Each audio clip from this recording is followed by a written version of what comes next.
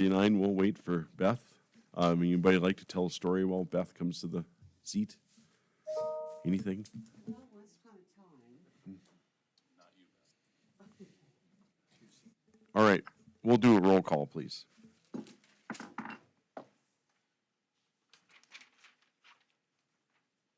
Barry, Here. Brad, Here. Steve, Here. Corey, Here. Chris, Yeah, here. Shanda. Here. Okay, quorum will proceed. Item B, approval of minutes. I'll entertain a motion when you're ready. Mr. Chairman, I'd move to approve the minutes as presented. Is there a second? Second. Moved and seconded to approve December 17th minutes. Any additions?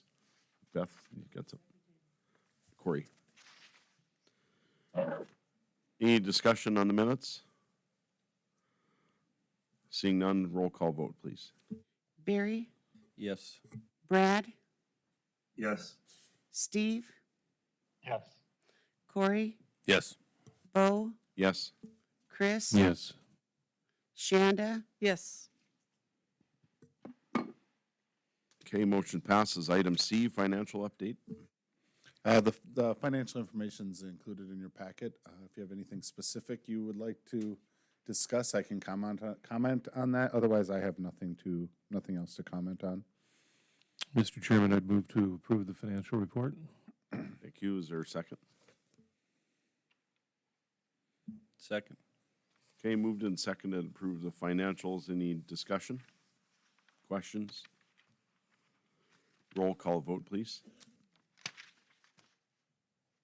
Brad, Yes. Steve, Yes. Corey, Yes. Bo, Yes. Chris, Yes. Shanda, Yes. Barry, Yes. Okay, motion passes. Item D, Blacktail grazing lease. I'll let Karen take this. Yep, I'll take this. Okay, so after the last park board meeting, I had a conversation with Helen and with Christy, and we thought of an easier way on Nevin to actually handle this. So rather than having him pay part of the rent and then he gets a tax statement and then pays that, the idea here is to actually just make him pay the whole annual rent of $318.80, and then have the park board pay the rent out of pay the property taxes out of what he's already paid already, and have the tax statement just come to the park board rather than sending a separate tax statement to Nevin Sorensen. And so I sort of factored that into this amended lease, and so I just wanted to present it to you. And just so you know, it's like the water board's gonna be doing the same thing, because they have a lease for some grazing with somebody else too, so. Okay. Need a motion to approve that, is that correct? Yeah, approve the amended lease and authorize the chairman to sign, please. Okay, is there a motion? Yeah, I'd make that motion.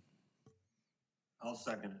Okay, moved and seconded to approve this amended lease and authorize chairman to sign. Any discussion? Discussion? Roll call vote, please. Steve, Yes. Corey, Yes. Bo, Yes. Chris, Yes. Shanda, Yes. Barry, Yes. Brad, Yes. Motion passes. Thank you, Karen. Item E, ice fishing derby, February 22nd. Yep, we have the ice fishing derby coming up next month. Got the same group of sponsors and people help putting it on. The United Sportsmen of Williston will be providing most of the manpower. They've also gone out and done a great job of getting donations. I think last time I heard they thought they had 200 ice fishing poles we're going to give away. So we're gonna and buckets and T-shirts for every kid, and what we did last year was at the end we kind of did more of a raffle, and this year the sportsmen have really got after it, and rather than doing that raffle, we're just gonna, as soon as a kid shows up, we're instructing them to come like register and check in, and then we're just giving them all, everyone gets a bucket with bait and a fishing pole and all the goodies. So rather than having to have them come back, at a certain time, now they can come get their stuff and then just go fishing. We'll provide lunch. We have a couple sponsors that are going to help provide lunch. And then Blacktail Dam Association is going to be cooking warm beverages, hot chocolate and the like for everybody for free. So it should be a really great event as long as the weather cooperates a little bit. But yep, everything's in line and we're excited to host this again. What time does that start? It's going to start at, right now we put down our hours are from 10 to 4. We're going to start at 10 a.m. and go to 4 p.m. We're kind of trying to, with the idea, but also that you can stay out there and fish as long as you want, right? I mean, with the idea too that a lot of times that 4, 5, 6 o'clock, the wind will die down and maybe get a nice little night bite in. So keep the kids around there a little longer, but of course they're welcome to leave at any time. The last organized thing we'll have is, we'll provide lunch starting at 11:45, and after that we're just there to help. And I think the sportsmen have quite a few volunteers that are really looking forward to just going on their four-wheelers and driving from person to person to make sure everyone's okay and they can help. Maybe carry around some electronics and if people that don't have them, show them how they work. I know the sportsmen are really excited and they bring a lot of enthusiasm. It's hard not to get excited when they start talking about it. So it'll be a good event. Good. That sounds pretty neat. Any other questions for the ice fishing derby? Okay, item F, master plan implementation update. Okay, just a couple things there. Lookout Park and Coteray Dam, not a lot of movement. It's the winter, we're close. Like I said, Lookout Park, we're still the same.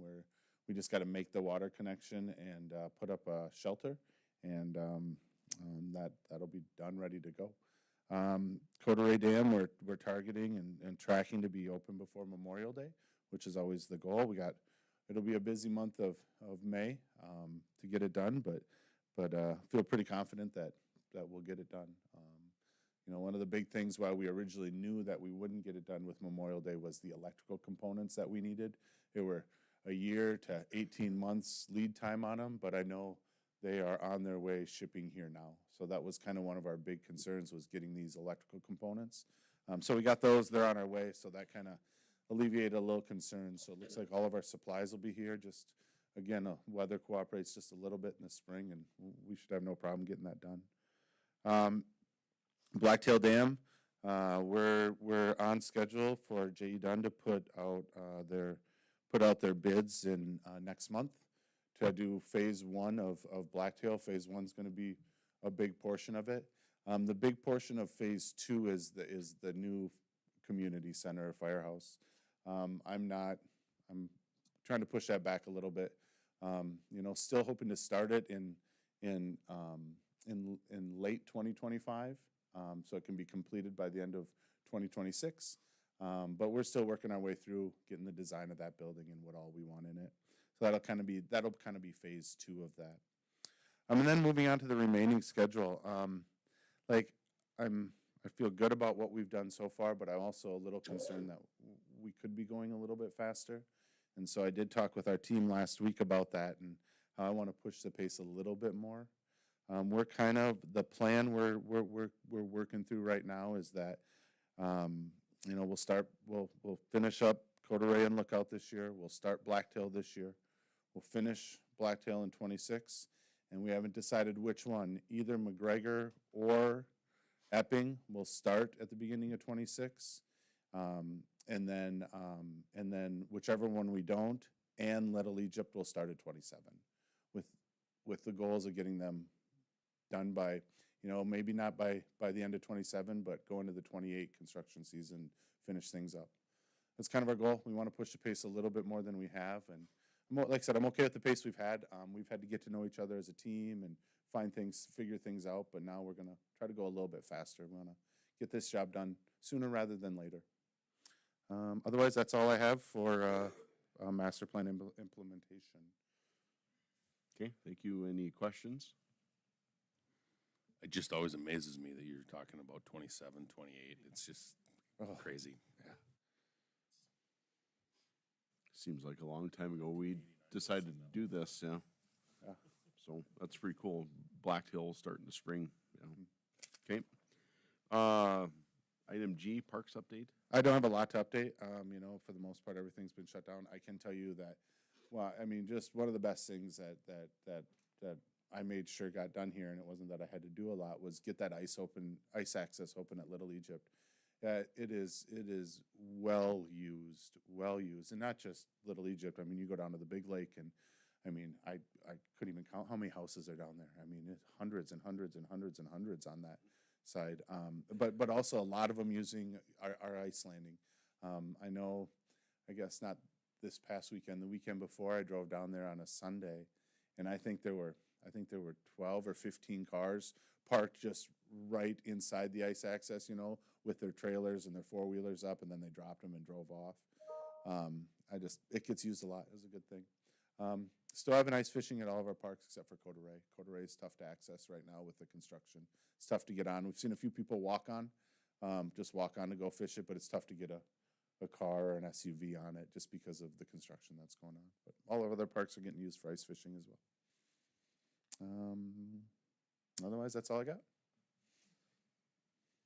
I was just wondering, would now be kind of a good time to visit a little bit about that water board land north of the Epping Springbrook Dam? Sure, yeah. Just so the park board's kind of aware of what the discussion was there. Yeah, so last week, the water board invited me to come to their meeting and also invited Trevor Sorensen. Trevor currently leases the land on the north side of the lake at Epping. Trevor, so the land Trevor leases there, that's leased out, he says he could put about 30 head of cattle on it. And then the other landowner that's adjacent that also has water, that has waterfront property there, he leases land from him and he can put about 120 head on that. Trevor's already been told by that landowner that he's not gonna be able to renew his lease with him next year. The landowner's gonna run his own cattle. So Trevor, that water board land is less appealing to Trevor. I mean, because of the number of cattle he can have in the area, but then also because of access. Right now, he uses that private landowner's land to access the water board land, and he can access it from the road by the dam, but it's pretty steep and tough to get a trailer in there. And again, for 20 or 30 head, he's just like, I don't know if it's worth the work. So we talked about the water board and, talked about, putting in fencing and potentially a pump with a solar powered, watering system.